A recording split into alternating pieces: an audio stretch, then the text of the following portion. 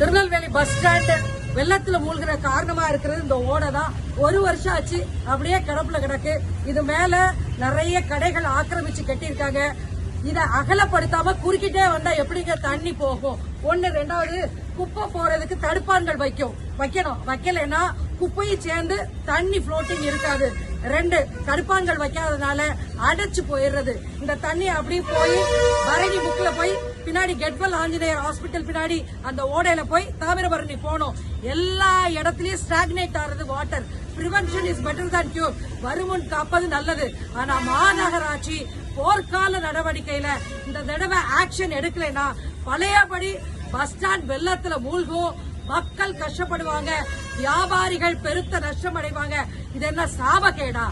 போன வருஷம் ஒருத்தர் செத்தே போயிட்டான். அந்த நிலைமை திருப்பி வரக்கூடாதுங்கிறதுக்காண்டிதான் சாமானிய மக்கள் சார்பாக, பொதுமக்கள் சார்பாக நான் இந்த கோரிக்கையை வைக்கிறேன்.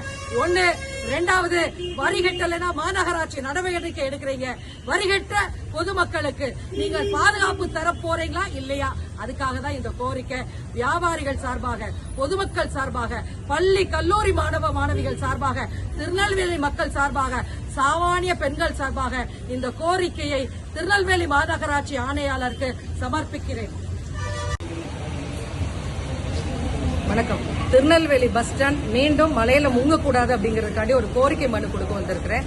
போன வருஷம் இதே மலையில திருநெல்வேலி பஸ் ஸ்டாண்ட் மூழ்கி போச்சு. பெருத்த நஷ்டம் ஆச்சு. இந்த தடவை திருநெல்வேலி மழைநீர் ஓடை மேல ஆக்கிரமிச்சு நிறைய கட்டடம் கட்டியிருக்காங்க.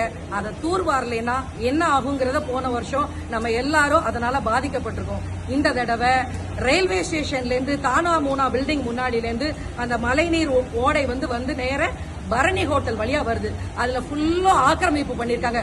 ஓடை நீர் தண்ணி போகாத அளவுக்கு கடைகள் கட்டியிருக்காங்க. அந்த கடைகளை எடுத்துட்டு தூர் வாரணும். இல்லாட்டி இந்த நீர் தேங்கி நின்று பஸ் ஸ்டாண்ட மூழ்கடிச்சிடும்.